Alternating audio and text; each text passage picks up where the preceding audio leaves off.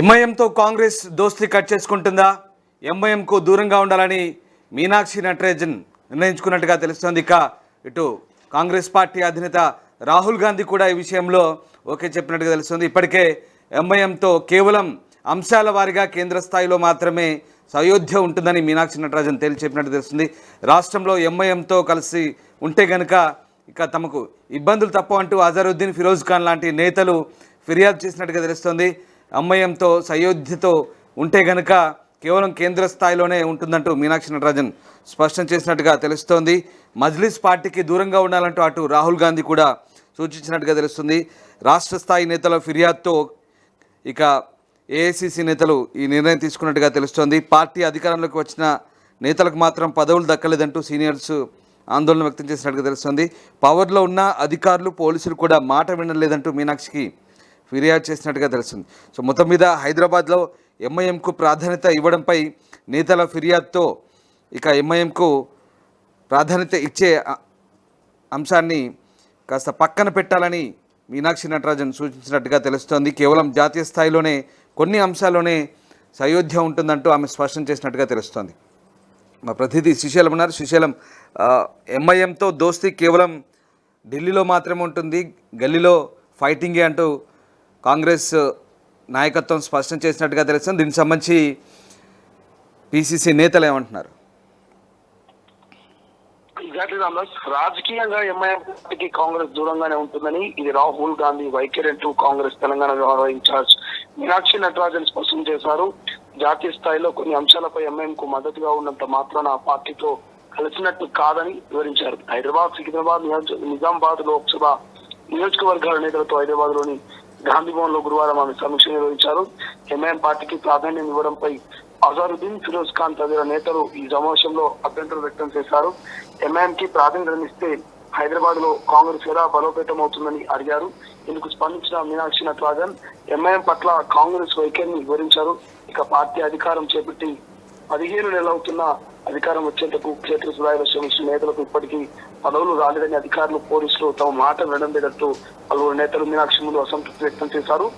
ఏళ్లుగా పార్టీలో ఉన్న వారికి కాకుండా కొత్తగా వచ్చిన వారికి ప్రాధాన్యం లభిస్తున్నట్టు వాపోయారు. అలాగే మంత్రితో ముఖాముఖి కార్యక్రమం అటకెక్కిందంటూ మంత్రులు డీసీసీ కార్యాలయాలకు వెళ్లి కార్యకర్తలను కలవడం లేదంటూ పేర్కొన్నారు. ఇందుకు స్పందించిన మీనాక్షి నటరాజన్ పార్టీ కార్యకర్తలు లేకుంటే మంత్రులు లేరని, ప్రభుత్వమే వచ్చేది కాదంటున్నారు.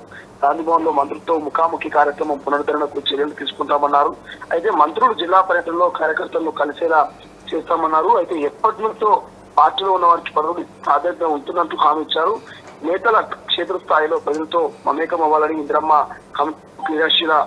క్రియాశీలంగా వాటిని చేయాలంటూ సమావేశంలో టీపీసీసీ చీఫ్ మహేష్ కుమార్ గౌడ్, మంత్రి చూపల్లి కృష్ణారావు, సీనియర్ నాయకులు వి హనుమంతరావు, శ్రీదేవి తదితరులు పాల్గొన్నారు. కాగా చేవెళ్ల, జహీరాబాద్ లోక్సభ నియోజకవర్గాల నేతలతో మీనాక్షి నటరాజన్ శుక్రవారం సమీక్ష నిర్వహిస్తున్నట్టుగా తెలుస్తోంది.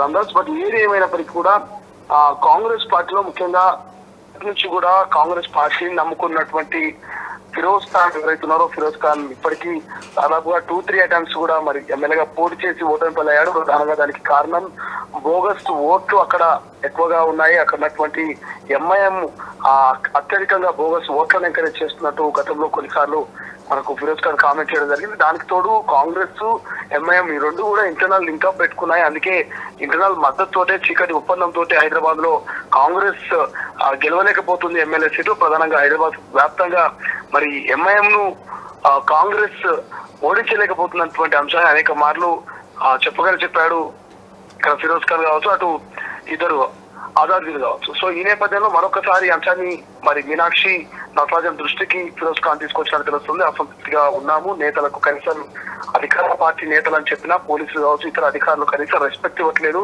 కనీసం చెప్పిన మాట వినట్లేదని కూడా వాళ్ళు సీరియస్ అయినట్టుగా తెలుస్తుంది. మరి మీనాక్షి నటరాజన్ సమక్షంలో, అక్కడ ఉన్నటువంటి పీసీ సమక్షంలో, మంత్రి సమక్షంలో అజరుద్దీన్ ఓవైసీ కావచ్చు, అజరుద్దీన్ కావచ్చు, అదేవిధంగా ఫిరోజ్ ఖాన్ కావచ్చు. సో ఈ రకమైనటువంటి వ్యాఖ్యలపై మరి ఎటువంటి చర్యలు తీసుకోబోతుంది అనేది చూడాల్సినటువంటి అవసరం ఉంది. మరి ఏదేమైనప్పటికీ ఎంఐఎం పట్ల కాంగ్రెస్ వైఖరిని వివరించారు. ఇక పార్టీ అధికారం చేపట్టి 15 నెలలు అవుతున్నప్పటికీ అధికారం వచ్చేందుకు క్షేత్రస్థాయిలో శ్రమించిన పదవులు రాకపోవడం పట్ల అటు ఫిరోజ్ ఖాన్ కావచ్చు, ఇతరు నేతలంతా కూడా నిరుత్సాహంగా ఉండడం. సో ఇది ఖచ్చితంగా మళ్ళీ భవిష్యత్తులో ఇబ్బందికరమైనటువంటి వాతావరణానికి తలెత్తేటువంటి అవకాశం ఉన్నటువంటి నేపథ్యంలో సో మరి అమిత్ షా నిర్వహించినటువంటి సాక్షి నటరాజన్ ఎవరైతున్నారో సో అజారుద్దీన్ కావచ్చు, ఇటు ఫిరోజ్ ఖాన్ కావచ్చు, ఇతర నేతలందరికీ కూడా అభ్యంతరాలు వ్యక్తం చేయడాన్ని ఆమె పరిగణలోకి తీసుకొని భవిష్యత్తులో ఖచ్చితంగా ఎటువంటి సీన్ రిపీట్ కాకుండా అదేవిధంగా ఎంఐఎం పార్టీకి కాంగ్రెస్ దూరంగానే ఉంటుందని, ఇది రాహుల్ గాంధీ వైఖరిని కాంగ్రెస్ తెలంగాణ విభాగం ఇన్ఛార్జి మీనాక్షి నటరాజన్ స్పష్టం చేయడం ఇప్పుడు కొంత చర్చనీయాంశంగా మారింది. రామ్దాస్. రైట్. సో ఎంఐఎంతో దోస్తీ కడితే కాంగ్రెస్కు ఇబ్బందులేనంటూ రాష్ట్ర నేతల ఫిర్యాదుతో ఇక పార్టీ నిర్ణయం తీసుకున్నట్టుగా తెలుస్తుంది. ఓవైసీ బ్రదర్స్కు దూరంగా ఉండాలని రాహుల్ గాంధీ కూడా చెప్పినట్టుగా తెలుస్తుంది. ఎంఐఎంకు ప్రాధాన్యత ఇవ్వడంపై అజరుద్దీన్, ఫిరోజ్ ఖాన్ ఫిర్యాదు చేసినట్టుగా సమాచారం. ఎంఐఎంకు ఛాన్స్ ఇస్తే కాంగ్రెస్ ముందుకెళ్లదని నేతలు ఫిర్యాదు చేయడంతో ఇక పార్టీని దూరం పెట్టాలని, కేవలం జాతీయ స్థాయిలో కొన్ని అంశాల్లోనే సయోధ్య ఉంటుందంటూ హైకమాండ్ స్పష్టం చేసింది కాంగ్రెస్ నేతలకు. ప్రపంచంలో ఏ మూల ఏ క్షణం ఏం జరుగుతుందో వేగంగా తెలుసుకోవడానికి తొలి వెలుగు వాట్సాప్ ఛానల్ని ఫాలో చేయండి.